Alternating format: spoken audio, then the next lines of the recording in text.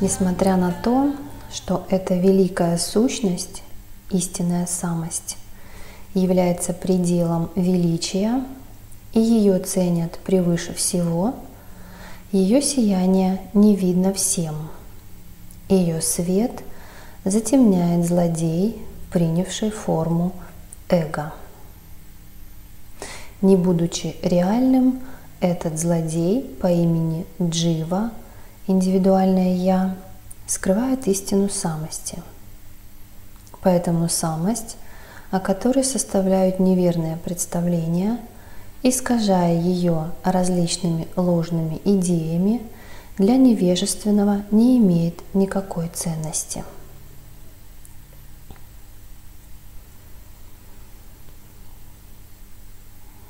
Чтобы познать величие самости, то есть вашего истинного «я», сразу обращу внимание, если вы слышите подобные видео уже не в первый раз, то суть наверняка улавливается. Если вас еще вводят в заблуждение некоторые термины, то просто обратите внимание, что язык по своей природе двойственный. И языком мы только пытаемся указать и приблизиться к пониманию. Но вся практика должна быть за пределами языка, за пределами мыслей. Когда есть практика, тогда язык, в котором существует двойственность, попросту вас не вводит в заблуждение. Вы способны глубинно извлекать суть из того, что вы слышите. Поэтому в языке, да, уже существует такое как разделение, да, познать самость, да, то есть уже кто-то есть познающий и что-то, что я познаю. Когда происходит самоисследование путем практик во всех состояниях, еще раз подчеркиваю, это не касается только состояния бодрствующего сознания, потому что состояние бодрствования – это один маленький аспект.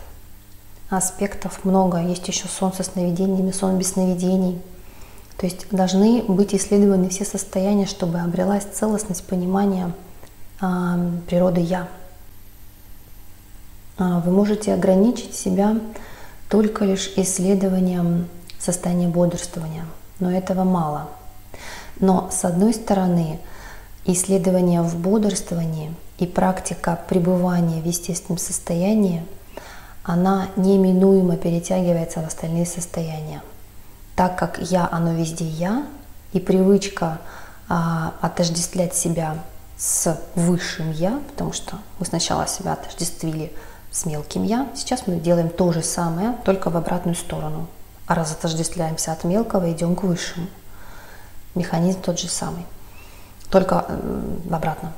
И привычка в бодрствующем состоянии жить этим, она постепенно, у нее просто выхода нет, она постепенно перерастает и в другие состояния. Состояние сна со сновидениями, без сновидений, где обретается полноценное, можно сказать, как замыкание всех состояний в единое.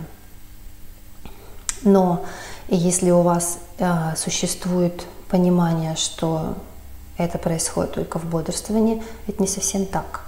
Это один из аспектов. Да, вы можете прийти к чистоте, к естественной природе в бодрствующем состоянии, но это один аспект. В бодрствующем состоянии и есть еще тело, которое вы постоянно ощущаете, которое постоянно, можно сказать, у вас перед взором присутствует. И как ни крути, отождествление с телом, если его не исследовать, оно может остаться. То есть мало добиться чистоты ума. Надо осознать, вот о чем все говорится, да, о чем все разговоры, понять суть и «я».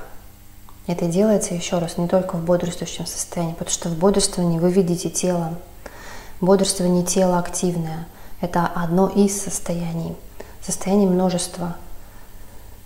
Множество в бодрствующем состоянии возникает, множество состояний в медитативных переживаниях, сон со сновидениями, без сновидений, различные глубины этих состояний, где отсутствует тело, где вы можете принимать какие-то формы, можете не принимать формы. То есть эти состояния должны быть исследованы, чтобы у вас пришло вот именно то, что называется объединением, замыканием всех состоянии в одно единое целое, что все это пронизывается я, везде есть я.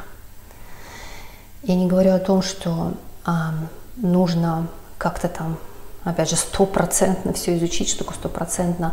Мир формы, он безграничен. То есть здесь важно понимать, что не утопать в этом, но обрести необходимый опыт, который даст тебе опору твоему видению, чувству присутствия, даст тебе опору понимания, целостное понимание о том, кто такой я, о природе я, о природе чувства я, то, что есть я высшее.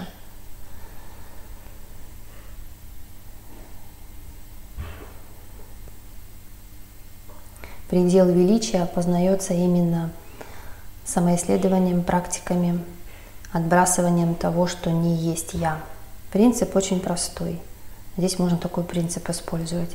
Все, что бы я не нашел, и есть не я. Потому что здесь есть тот, кто нашел, и есть то, что найдено. Соответственно, тот, кто нашел, он остается. Ты можешь что-то найти, а можешь не найти. Что-то видеть, что-то не видеть. Но тот, кто видит, он остался. Принцип такой. Вот эту практику можно просто взять за основу. Что бы я ни нашел, не есть я.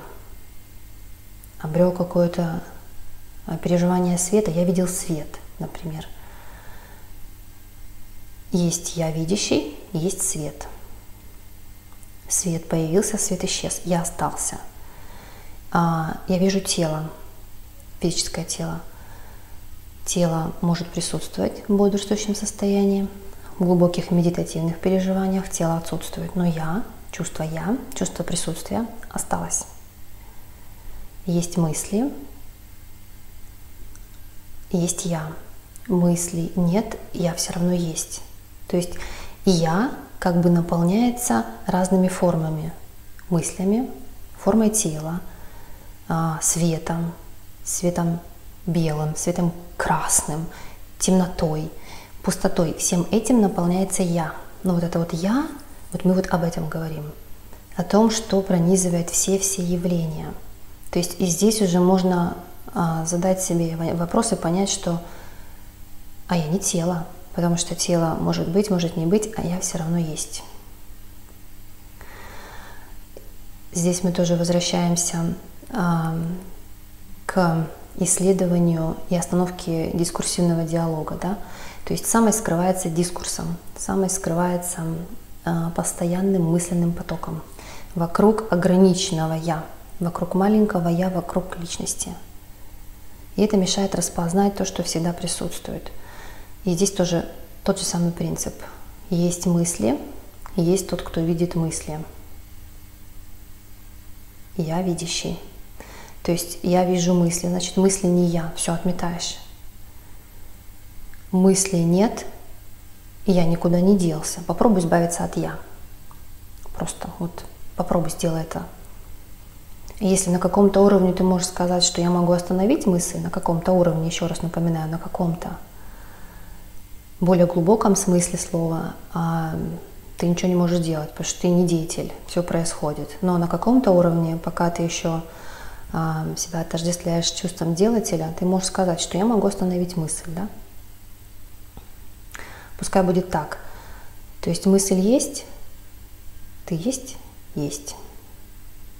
Мысль исчезла, ты остался? Да. И вот кто остался, кто этот я, который остался.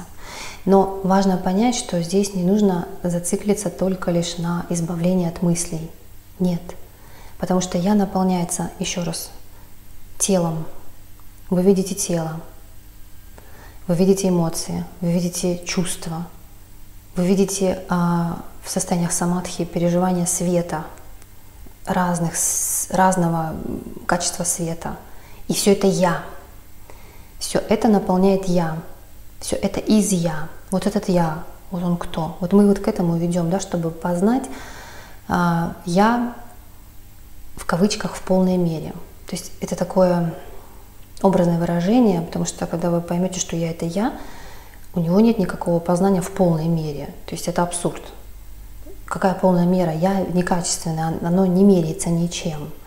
Но на относительном уровне, то есть мы все время скользим, да, из относительного в абсолютное, из относительного в абсолютное.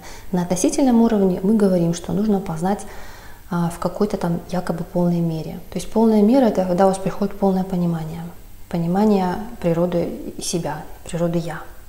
Что «я» не относится к телу, «я» не относится к мыслям. «Я» — это не тонкое тело, потому что вы можете в глубоких медитациях ощущать выход тонкого тела из физического, и вы будете видеть свое физическое тело. Тогда уже вопрос возникает: так вот, я же тут увидит, вон оно тело лежит, это не я. Все. У вас должно быть уже такое озарение, что так разотождествление с телом, да, но это еще не конец. Тонкое тело — это тонкое тело, это еще не я. Тонкое тело тоже кем-то видится. То есть, собирая подобный опыт, складывая общую картину в одно целое, обретается понимание природы «я». И вот когда это понимание возникает, вот здесь возникает ценность этого «я», возникает понимание глубины вот этого «я», драгоценности этого «я». Потому что все, что бы я не обрел, как наполнение этого «я», да, тело такое, тело другое, форма какая-то, переживание там самадхических состояний, оно приходящее.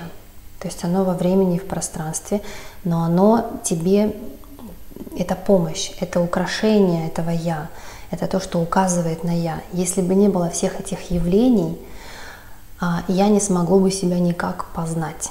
То есть если я — это «я», отсутствие всего, некому сказать, что я — это «я». То есть нет надобности познавания. Но происходит вот такая интересная игра, развертывание Вселенной из «я». И в этом плане явления, которые присутствуют, которые происходят, это зеркало. Это как зеркало, в которое «я» смотрится, можно так сказать, через которое «я» понимает, что «я» — это «я». То есть когда, если белое — это просто белое, вот белая стена, есть просто белая стена и все, ничего. Как понимать, что это белое? То есть, чтобы понять, что это белое, нужно с чем-то сравнить. Должно появиться уже что-то там черное. Точно так же, чтобы я в полной мере осознала, что я — это я, существует многообразие форм, через которые как бы я отражается, которые я отражает. Происходит такое узнавание, что без меня ни одно явление не может существовать. То есть я могу быть без явлений, в промежутке между явлениями, во время явлений и есть я, в конце, в начале, в середине есть я. Но явление не обладает самосущей природой, то есть сами по себе не существуют. Вот что имеется в виду, когда говорят, что мир — иллюзия. Иллюзия в том плане, что у явления нет самосуществующей природы, существующей отдельно от «я». Все есть в «я». И в этом плане, с этой позиции, с этого угла зрения, «я» есть это все. С этой позиции. С другой позиции, когда все это отметается, потому что есть «я» видящий, и есть то, что видится. И когда мы отметаем то, что видится, остается только то, что остается, ненаполненное. И с этой позиции «я» ничто из этого. Как хотите, говорите, разницы никакой нет, «я» все равно остается. Оно что есть, формы, что нет форм, «я» — это «я». Формы меняются, «я» — это «я». То есть здесь это не для того, чтобы отделиться от форм во что-то, а чтобы это видеть как проявление светоносности «я», как украшение этого «я», как проявление из «я». И вот здесь возникает такое истинное, глубокое понимание ценности, мудрости, самости. Слово «самость» я использую в том же самом контексте, говоря о высшем «я». То есть, опять же, смотрите, высшее «я» — это не какое-то отдельное от тебя «я». Это не что-то где-то в углу стоящее или где-то. Это внутри «я», ты, это ты же. это то, что всегда и есть, ты и есть. Просто по привычке отождествления ты себя периодически отождествляешь с формой тела, с мыслями, с эмоциями, и считаешь себя ограниченным. И здесь возникает такое ощущение плотности. То есть ты же сам создаешь мыслями идею себя, идею я. То есть из я проявляется вот это отождествление. И ты уже все заворожен этой формой тела, формой мыслей, и ты уже чувствуешь себя формой. То есть ты на относительном уровне, да, говоришь о том, что я чувствую такое состояние, такое, я ищу, я делаю практики. На относительном уровне все это есть. На абсолютном уровне я всегда позади, я всегда всевидящее око, можно так сказать. То, что видит все. Ну, не то, что он там видит, смотрит. Это способ описать. Сияние не видно всем, ее свет затемняет злодей, принявший форму эго.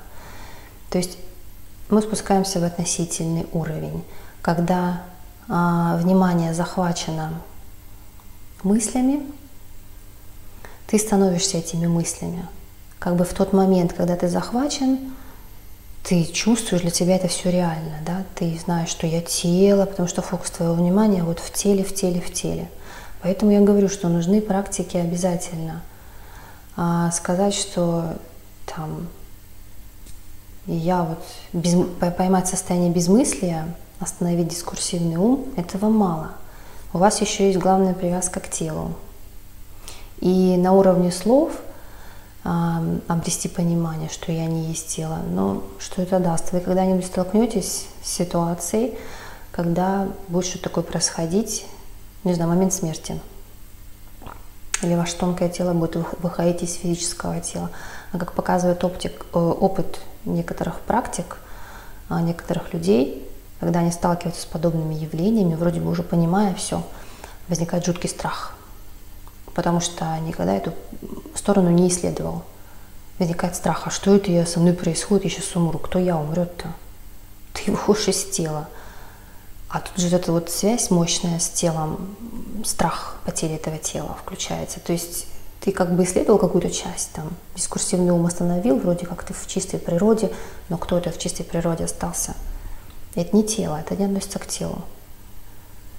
Если вам этого достаточно, и вы прям, да, это я, ну тогда вы просто об этой видео уже не слушали. В тот момент, когда вы захвачены мыслями, личностными мыслями, что и есть форма эго. По сути, форма эго это мысли. То есть, чтобы понимать, что такое эго, это тоже требует исследования, что есть эго, что подразумевается под эго. А с точки зрения высшей истины это не существует. Это просто очередная иллюзия. Вспышка, периодическая вспышка мыслей, заряженных личностным отношением. То есть, что это мое, мои мысли, то есть они такие сильные, заряженные привязками, хочу, не хочу, отношениям. А если они заряжены привязками, то тут же это запаковано чувством делателя, что я делаю. Раз появилась привязка, появилось уже ощущение моего, что это мое или не мое, хочу или не хочу, это все одно и то же. Это заряжено чувством делателя. Раз мое, значит я-то сделал, это же я. И вот здесь вот это все исследуется, как ты делаешь действия, как ты рождаешь мысли. На уровне слов понять мало. Как показывает практика, понимание и слышание этого, что я не рождаю мысль, я не делатель, что изменилось? Сразу себе задаешь вопрос, есть ли от этого реальный результат в обычной жизни. То есть состояние бодрствования должно меняться. Как ни крути, оно меняется. О том, что вы можете услышать, что есть такие, как бы могут некоторые говорить, что осознай своего искателя или делателя и все, что требуется. Кому-то, возможно, это так. Но ты себе задаешь вопрос, работает ли это в повседневной жизни. происходят ли в повседневной жизни изменения, а они должны происходить. Потому что знание себя как себя, это ведь мощное, это божественное присутствие.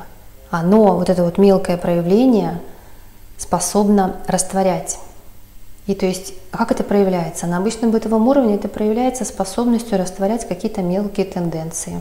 Допустим, какие-то мысли приходят, и вы уже видите их как затемнения, которые затмевают снова самость, и снова ощущается такое, какое-то ощущение, может быть, в теле, да, что что-то такое вибрирует неприятное, опять появились какие-то такие мысли, что это мое, или раздражение, что-то еще, какие-то эмоции. Я сейчас в общем говорю. То есть появляется вот это чувство «я», снова личность такая, да, вторгается. И вот на бытовом уровне это выражается, если ваша практика происходит, как в способности растворять какие-то мелкие вещи, растворять эмоции, не подавлять их, а растворять. Приходит какая-то эмоция, и вы чувством видения, чувством присутствия в нее смотрите, и она вас не захватывает. Она просто растворяется в собственном источнике. Это может даже чувствоваться на физическом уровне, как что-то заходит в тело. Это не обязательно так, но такое может быть, потому что у всех все индивидуально. Как один из примеров, я могу просто привести один из своих примеров. Когда приходит какая-то мысль, эмоция, и ты ее видишь, ты буквально чувствуешь ее, в какой части тела она заходит. Допустим, в живот. Чувство страха. Очень часто чувство страха чувствуется вот именно в животе. И оно прям заходит, ты его чувствуешь, и ты в него буквально раз внутренним видением, и прям смотришь, где оно. И прям в него и замираешь, и смотришь внимательно-внимательно. И если удастся, если это вот внимание, смотрение обладает такой мощной силой, здесь должен быть ум сконцентрирован, обладать силой концентрации, то возникает ощущение, что оно собирается во что-то, и вот прям вот по позвоночнику резко выскакивает. По крайней мере, я рассказываю вам личный опыт. Это не обязательно происходит так, но такие вещи могут происходить. Все индивидуально. То есть не берите какие-то вещи за шаблон. Рассказывать собственный опыт иногда можно, но если вы слышите какие-то подобные примеры, вот даже прямо сейчас, не берите их за основу, потому что они могут сидеть как мысль, которая будет просто мешать увидеть, как это происходит у вас. Вы, как индивидуальность, вы уникальны, поэтому ничего одинакового не бывает. Я просто рассказываю, как может быть. Поэтому мой пример тут же забыли и внимательно относитесь к тому, что происходит у вас. Только вы. То есть я хотела показать примером, что как происходит растворение. То есть на бытовом уровне вы можете ощущать мелкие эмоции, мелкие чувства, мысли, как они растворяются в чувстве присутствия. Это так. Когда человек говорит, что я смотрю, у меня ничего не растворяется, значит, не хватает сил. Не хватает силы присутствия, не хватает силы концентрации. Но еще один момент важный. Мы должны в моменте научиться отслеживать эго, когда вторгается личность. Потому что когда вы находитесь уже внутри захватывающей вас сильные эмоции, понимаете, у этой эмоции есть история. То есть до того, как эта эмоция проявилась, вы уже много-много наконцептуализировали, вы уже много-много, я называю это таким термином, создали большую-большую историю о себе. И вот чтобы эта история, чтобы вам не приходилось уже в пришедшей эмоции смотреть, и вот ничего не получается, я смотрю, она не растворяется, я в ней, она прям меня захватывает, да. Вот чтобы такого не было, вы должны научиться не создавать историю себя. То есть это относится к личности. То есть вот где мы говорим про уровень дискурсивного ума, что вот здесь уровень дискурсивный ум должен замолчать. Ум, который описывает. Ум, который постоянно описывает мир, себя в этом мире, и все время с этим отождествляется. То есть вы начинаете наблюдать свой собственный ум. Что говорит ум? С кем он разговаривает? Ведь постоянно там происходит какой-то диалог. Я с кем-то разговариваю, кто этот я? И где из них я? Я, который задает вопрос или который отвечает? Какой из них я? То есть вы начинаете смотреть, из чего состоит ваша личность. Знакомитесь с ней. Это такой первые шаги. Первые шаги к этому. Это не конец. Вы начинаете знакомиться с этим. Вы начинаете видеть игру ума, распознавать игру ума. И вот здесь вам понадобится вот эта практика. То, что я вижу, не есть я. Если я вижу мысли, значит, и я не мысль. Я тот, кто видит. И задержаться в этом видении, и быть только этим видением. Как только вы вспомнили о том, что вас захватывают мысли, можете какой-нибудь себе там придумать, я не знаю, там щелчок или да что угодно. Вспомнить себя, кто я в этом, где я, стоп, кто это. И все. То есть не создавать это, не делать это мыслями. Поначалу можно мыслями, конечно. Кто я, там, спросить себя. Практика должна перейти в мгновенное видение. То есть поначалу вы можете вопрос задать: ой, а кто это говорит? А я в этом кто? То есть, еще пока в мыслях побыть. Но практика должна перейти в мгновенное. Раз, и вы вот такой внутренний раз, и все, и замирание, и остановка. Потом что-нибудь раз ум заговорил, раз, и так внутренне замерли, смотрите, и оно опять исчезает. И постепенно это нарабатывается, ум чище и чище становится. Кому-то потребуется, допустим, еще разобраться с личностью. Если кто-то перескочил какие-то этапы, может быть, психологии, то долго задержаться в практике не получится. Как показывает опыт, если еще существуют тенденции ума, не отжившие себя, какие-то желания, что-то добиться, что-нибудь там в социуме, да, то рано переходить к таким практикам. Вы их как бы поделаете как развлечение или как средство улучшить личность на мелком уровне, да, а потом у вас какое-то желание вынесет. И вы забудете, бросите, и все, и вы побежали там по каким-то желаниям, по мирским. То есть здесь все зависит от того, на каком этапе вы находитесь. Если еще есть какие-то личностные желания, они должны быть реализованы. Если нет способности их растворить, то есть, грубо говоря, если вы не пришли еще к тому, что как бы все, наигрался, неинтересно, то здесь еще рановато. То есть может такое быть, что как некий обман себя, но потом, сути себя не обманешь. То есть когда ты соприкасаешься с благодатной почвой, где запрятанная тенденция желания способна прорасти, оно обязательно прорастет. Как бы вы там с умом не работали, оно прорастет, даст корни и будет делать свое. Поэтому в этом плане все на своих местах. Кому-то потребуется еще разобраться в психологии, в личности, откуда что взялось, еще такой пониже этап, но он тоже составляет единое целое. В свое время, когда я занималась медитациями очень длительно, психология произошла сама. Просто при долгом погружении по много часов. Там 1-2 часа это ни о чем. 5-6 часов минимум.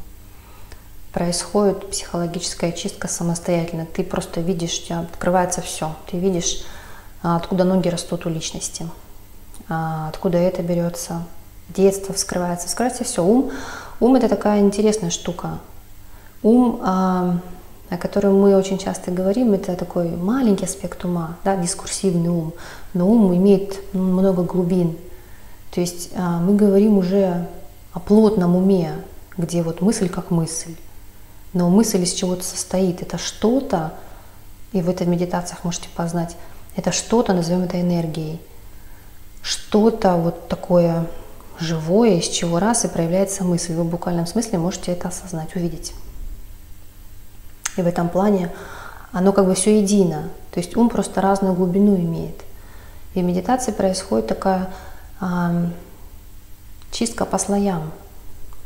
То есть снимается поверхностный слой бытового сознания, о чем живет личность. Потом ум идет дальше, дальше, дальше, дальше. И вот все, что осталось непрочищенным, оно самостоятельно выходит. Там детство может в какие-то вещи всплыть, что-то еще. То есть, как ни крути, то, что не проработано, оно выйдет. Оно где-то вскроется. Ну, так устроено, вы это просто увидите, и все. У вас не будет сомнений. И я рассказывала про то, что в медитациях вот этот психологический аспект, он происходит самостоятельно. Ты просто видишь, понимаешь, откуда что берется. Потом какое-то время происходит на пересмотр этого всего, перепросмотр, откуда чего, где я во всем этом. И этот этап какое-то время занимает, он потом отваливается. То есть ты уже понимаешь, что такое личность, откуда она взялась, как она создалась. И потом, когда ты, понимая это, уже работаешь на уровне мыслей, допустим, очищаешь ум от дискурса, приходит мысль, ты понимаешь, что она личностная.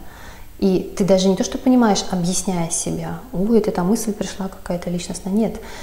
Вот твой опыт, вот он в этом видении уже сидит. И ты буквально вот этим всем в нее, да, но ты уже знаешь, ты уже познакомился с личностью. Еще раз, ребят, я рассказываю свой опыт. У всех опыт свой. Как бы мы, как индивидуальности, все разные.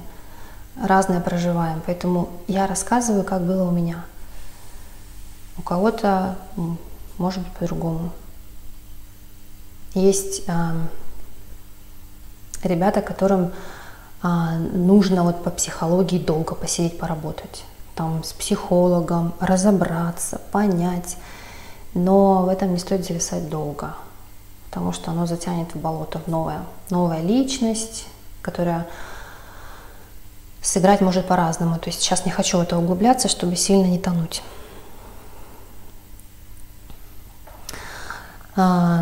Сияние не видно, пока личностные мысли, пока их много, пока они сильно, они буквально вас захватывают. Это прям, можно сказать, что это как гипноз мыслями. Вы прям это будете чувствовать именно так, как будто вы загипнотизированы мысленным потоком. Мысленный поток личностный, он все время заряжен чувствами делателя, привязками. То есть привязанность к чему-то. Они очень сильные. Это грубые мысли, это грубые привязки. И вот я, оно настолько тонкое, оно-то присутствует всегда. Вот самое интересное, что я, оно уж никуда не девается. Оно присутствует, но вы как бы его просто, ну, словами получается по-дурацки. Вы его не чувствуете, но просто ловите суть. Вы как бы его не видите, да, потому что в этот момент вы становитесь личностью, мыслями, которые вас захватывают. И вы уже не понимаете, где я, кто я. Вы уже забыли себя, и вам кажется, что все так реально, это мое, нужно непременно с этим что-то делать. И все, вы по сансаре пошли. Сансара вас захватывает. Привычные тенденции, привычные реакции. И вот что называется, когда вы как бы в этом внутри, на относительном грубом уровне. То есть вы буквально становитесь этим. И вы не видите вот этого тонкого, то, что присутствует всегда фоном, то, что проявляет все, проявляет мысль, проявляет эмоцию. То есть мысль сама по себе без этого «я», без тебя, она не может где ей существовать, негде. То есть все ей, по сути, является проявлением «я». Можно сказать, что ты есть это все. Ты есть, да, и мысль ты есть, и эмоция тоже ты есть, потому что все из тебя. В этом плане ты есть это все.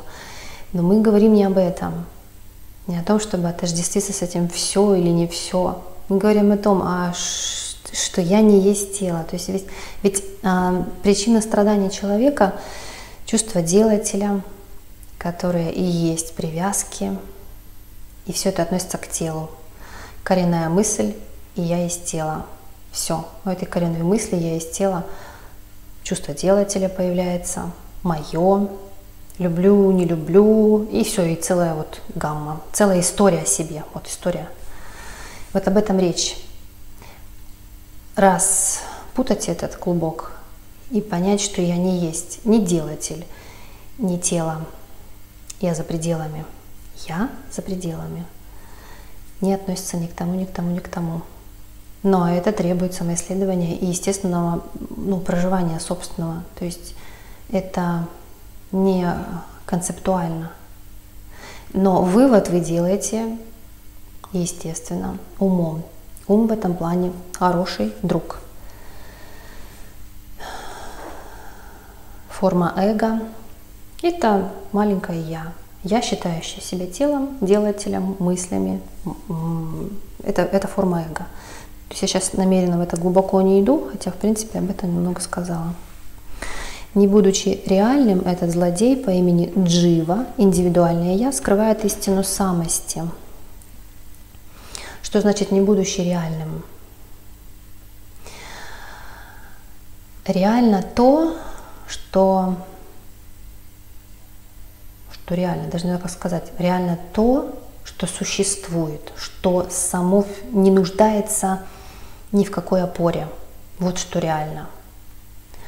То, что может появиться, исчезает. Значит, оно нереально. Оно в тот момент, смотрите, на относительном уровне, когда мы погружены в то, что проявлено, оно нам кажется реальным. Но когда оно исчезает, остается только «я». То есть вот «я», оно не исчезает. Поэтому оно реально реально, оно просто реально.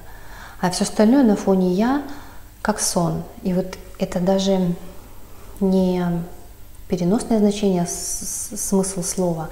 Вы будете это ощущать. Если ваша практика продвигается в верном направлении, у вас возникнет такое непосредственное ощущение, как будто все как сон. Ты начинаешь вспоминать. Вот только что пришел человек, и вот в момент, когда происходило общение, что такое реально было, раз он ушел, и как фантом я осталась. Раз эмоция пришла, и в момент ее проявления казалось, она такой реальной, такой сильной, ничего не мог с ней сделать. Потом раз она ушла, я осталась. И вспоминая, какая она была, раз, и как будто теряется, как исчезает что-то, да. И это будет начать происходить уже в моменте, когда в моменте происходит что-то.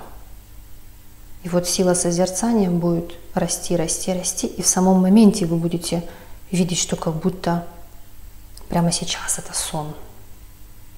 То есть явление начинает приобретать не плотную такую структуру, а становятся более слабыми, более такими прозрачными. Ум становится более тонкий, тонкий, тонкий. То есть ум просто переходит в иное качество. Вот этого созерцателя нужно взрастить. Но на нем не оставаться, но это как помощь. Есть такой момент интересный. Кто-то когда-то отождествил себя со смотрителем. Типа я смотритель. Я не то, что видится, я смотрящий, да? И вот смотрящим остался. То есть и в этот момент времени учитель сказал тому человеку, кто отождествился, посмотри в смотрящего, чтобы он с ним не отождествлялся. И на этой почве сейчас существует много заблуждений.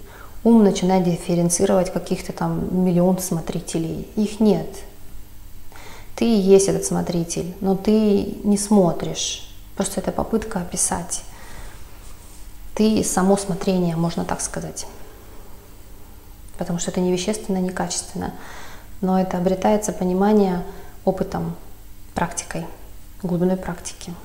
По-другому никак.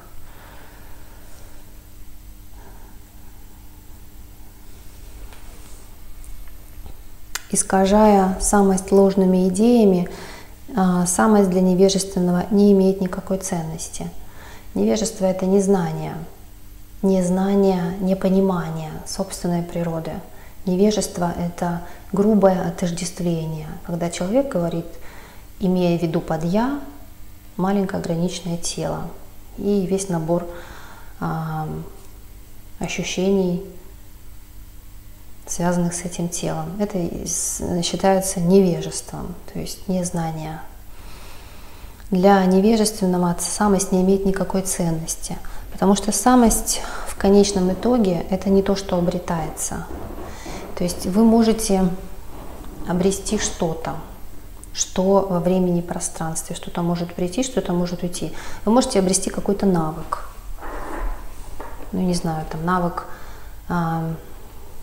играть на инструменте, навык разбираться в чем-то, да, вы можете это также потерять, можете снова обрести, да, то есть это все подвержено времени и пространству, но чувство «я» невозможно потерять, оно с вами всегда. Это, можно сказать, чувство присутствия, чувство существования, то есть «я есть» в сути означает «я существую». То есть то, что самосущее, само в себе, не нуждающееся ни в каких подпорках. То, что не нуждается в улучшении. То, что не нуждается, оно само совершенное, потому что оно некачественное. Это не то, что обретается как навык, который можно как-то показать. Допустим, я играю на инструменте, я могу показать, да, сесть и поиграть. И все скажут, что как классно или не классно. То есть я могу это продемонстрировать, но чувство «я» продемонстрировать невозможно, ты им только являешься. Но еще раз, смотрите, чувство «я», оно не относится к телу. Здесь может показаться, ну да, я это я, кто я опять говорит. Вот вы имеете в виду, говоря «я», кого все время. И зачастую вы обнаружите, что вы даже не осознаете, что вы под «я» имеете в виду тело. И в буквальном смысле слова вы, когда говорите «я», вы прям внутри себя рассматриваете картинку. И сразу такое, кто смотрит? Ведь я смотрю на нее, да, и вы буквально на это тело тоже смотрите со стороны. Ну, там, не где-то в углу. Вы его рассматриваете точно так же, как другие тела, внутренним зрением. Не физическим, внутренним зрением. И вот для невежественного человека, не знающего свою природу, считающего, что я — это тело, чувство «я» не имеет ценности, потому что его нельзя продемонстрировать, с ним ничего нельзя сделать. Им нельзя похвастаться, от этого ты не получишь никакой бонус, тебе с этого ничего не будет, я и я. Как бы превосходства тут тоже никакого, но есть всегда. То есть чем-то выделиться с этим чувством «я» тоже никак не выделишься. То есть личности, которая привыкла выделяться, здесь делать нечего, ее там и нет. И ценности и пользы от этого никакой. Личность — это такой набор мыслей, который все время себя выделяет, как бы из общего целого все время выделяет во что-то отдельное и уникальное. То есть в этом плане все как в мире форм, если мы говорим про относительное, про мир форм, это все многообразно на относительном уровне. На абсолютном уровне все является из «я». В «я» проявляется, в «я» исчезает. В «я» проявляется, «я» исчезает. В этом плане все есть «я», все есть одно, никакого противоречия. На абсолютном все имеет различия. Но абсолютный уровень возникает тогда, когда вы погружаетесь вниманием в форму и себя отождествляете с формой. То есть вы как бы становитесь в позицию формы. Вы не как тело, понятное дело, а вы как что-то большее, да, сужающееся в форму.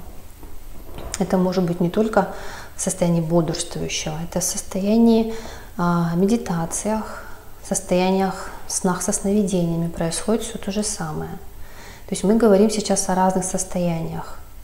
В состоянии бодрствующего сознания вы себя отождествляете то с мыслями, то с эмоциями, то с телом. Причем внутри этого всего еще куча отождествлений. То есть это такая целая история о «я». Вы все время «я» развертываете в какую-то историю, помещаете его внутрь картинки, делая маленьким. В снах со сновидениями происходит все то же самое. Начните исследовать. Когда вам снится какой-то сон, вы себя помещаете внутрь сна в виде какой-то формы. И вот в обычном состоянии восприятия, да, в бытовом, скажем так, в бытовом, в кавычках, проснувшись, вы говорите: я там был во сне, видел того-то, того-то, того-то, но все это порождение «я». Ведь это же очевидно, что вы ум, да, ум из себя породил множество персонажей. Из этого множества себя сделал еще меньше. Он сделал себя маленьким, ограниченным внутри, а остальные типа не «я». Но все это есть «я». И исследуя состояния сновидений есть такая даже йога сновидений. То есть йог очень много, йоги разные. И одна из йог – это йога сновидений. Исследуя йогу сновидений, грубо говоря, исследуя состояние сновидений, вы можете увидеть себя и осознать в этих состояниях разными персонажами одновременно. То есть не только я один, а все остальные не я, но вы прямо в моменте осознаете, что вот это я, и вот это я, и это я, и это я, а еще я тот, кто смотрит на все эти я. То есть это уже такой, интересный уровень созерцания. Этот уровень доступен, когда накоплена концентрация, когда в бодрствующем сознании, в бодрствующем состоянии вы практикуете вот это присутствие, бытие чистым, не дискурсивным умом, а просто естественной природой. Термин «естественная природа», сахаджа, есть такой термин, сахаджа самадхи, естественное состояние, еще какие-то есть. Это все одно и то же. То есть бытие чистым осознаванием, быть чистым осознаванием. Не тем, что внутри проявляется, а быть этим осознаванием. То есть все время, можно сказать, внимание переключать в осознающего. Еще раз напоминаю, что язык – это такая, в этом плане корявая структура, поэтому просто ловите суть. И здесь происходит все то же самое. Вы себя помещаете в маленький персонаж внутри картинки и считаете себя им, все остальное не я. Начинаете исследовать все состояния, обретаете определенный опыт, и у вас сложится все это в определенную целостную картину.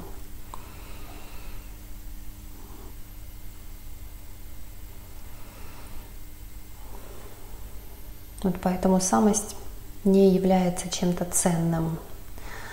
Пока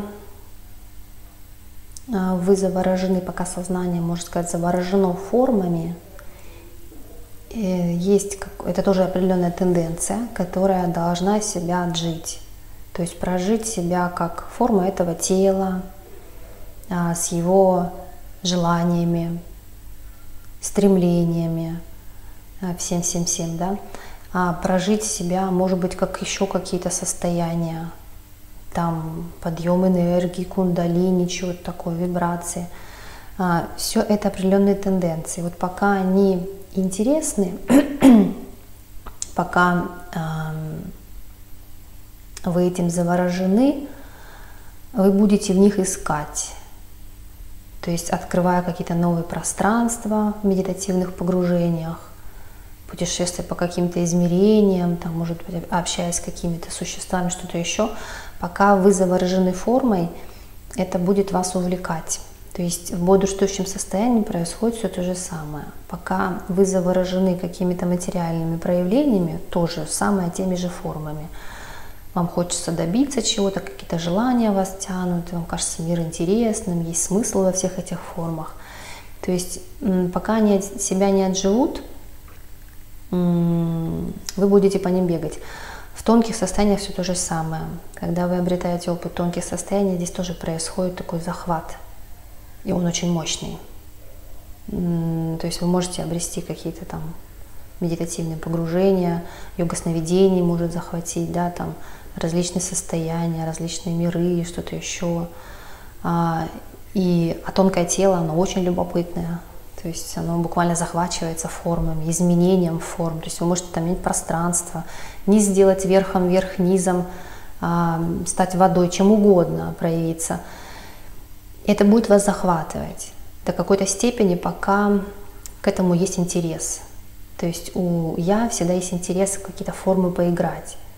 И еще раз я возвращаюсь, повторяю все время одно и то же, как мантру. В состоянии бодрствующего сознания происходит все то же самое. Вот пока оно не отыграется, оно будет захватывать и казаться, что в этом есть смысл. Поиграть в формы в материальном мире, потом в тонком мире какие-то там практики, медитации, там путешествия, что-то еще. Но когда-нибудь наступит момент, когда это даст, все это опыт. То есть в этом ничего такого нет. Надо просто понимать, что это определенный этап.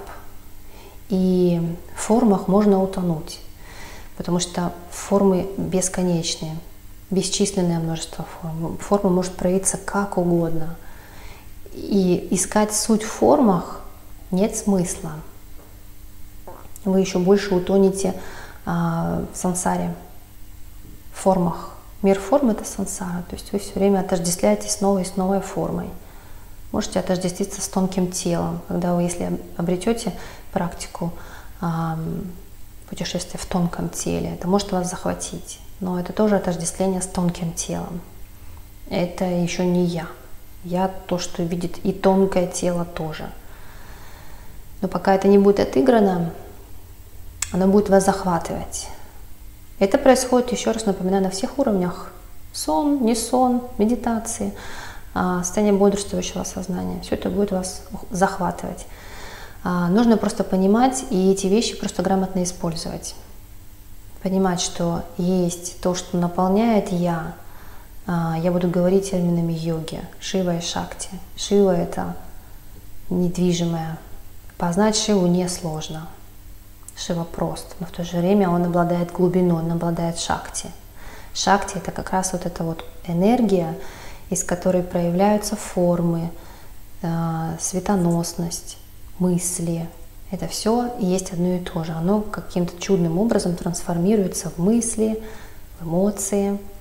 И мы, вот представьте, какое-то огромное, глубокое, да, что-то, и мы вот сужаемся, и где-то там вот в самом таком плотном уровне начинаем говорить о психологии, о личности, да, мое, не мое. То есть это такой очень-очень плотный уровень. Потом мы говорим о том, как разотождествиться дискурсивным умом, остаться в чистой природе, да, то есть немножечко уже получше. То есть это такая очень... Все это в «я». Вот это вот «я», представьте, какая мощная глубина. Предела форм нет, предела проявлений нет. Можно в этом утонуть, но это тоже понимается с опытом. Это как, знаете, как в материальном мире. Вы, допустим, есть желание, да, то. Вам кажется, сейчас я это сделаю, и все, у меня там все прекрасно будет. Сделали. Но немножко пожили, вроде немножко все прекрасно, а потом раз — не прекрасно. Новое желание. Пойду, нет, там, наверное, смысл есть. Пойду там посмотрю. Сделали. Ну, на какое-то время прекрасно, потом не прекрасно. И вот так пока ходишь, шишки набиваешь. Потом сел, подумал, что-то не то. Кажется, я что-то не то еще. Все приходит, уходит, никакого смысла нет. Как песок между пальцев утекает. Начинаешь искать в другом мире. Идешь в тонкий мир. Ага, может быть, там. В сути, это одно и то же.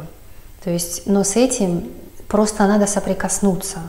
С этим надо познакомиться, потому что если ты с этим не познакомишься, а будешь знать себя только в бодрствующем сознании, ты останешься на уровне тела. Да, у тебя будет прекрасное естественное состояние, но ты в теле, ты себя знаешь как тело. Если нет опыта понимания, что есть тонкие миры, то мы говорим о таком, можно сказать, частичной реализации, так, в кавычках. И в тонком мире происходит тот же самый процесс. Ты захватываешься новыми желаниями. Тонкое тело очень подвижное. Меняешь пространство, там, взрастил тело или не взрастил, воздухом стал, чем угодно стал, прекрасно, да, кажется, вау. Можно утонуть. То есть происходит все то же самое. Ты начинаешь, и все, здесь пошли какие-то, сейчас скажу, школы есть там, через йогу сновидений там добиваться, некоторые там занимаются покупкой акций, то есть делают из практики духовный материализм. Вот здесь появляется термин духовного материализма. То есть, проникая в тонкие миры, через тонкий мир начинают улучшать свое материальное состояние. По сути, уровень как бы сознания остался тот же. Желание, но только как бы другим средством, да, другим способом добиваться тех же желаний. То есть ты становишься все равно на уровне желаний. Ну да, немножечко шагнул там в тонкий уровень. Но если бы все умели летать, кому бы это было интересно? Еще раз, эго-личность Это структура, которая любит себя из общего целого выделить в форму. Такая раз, вот она я выросла. И оно ведь выделенное на фоне чего-то остального, то есть эго само по себе не существует, оно всегда существует в сравнении с остальным. Если бы сейчас все летали, кому бы это было нужно, эго было бы это неинтересно, оно бы пошло пешком ходить. Сказала, блин, я крут, пешком ходить круче, вы все летаете, это вообще не то, давайте учиться ходить пешком. То есть это постоянная двойственность, это постоянное вот это вот сравнение, как бы я лучше на фоне чего-то. Вот так вот личность живет, к сожалению. Когда вы это в полной мере осознаете, через бодрствующее состояние, потом раз с тонким миром прикасаетесь, вы понимаете, что все происходит то же самое. Кстати, есть интересная книжка, как же называется, «Хакеры сновидений». Вот.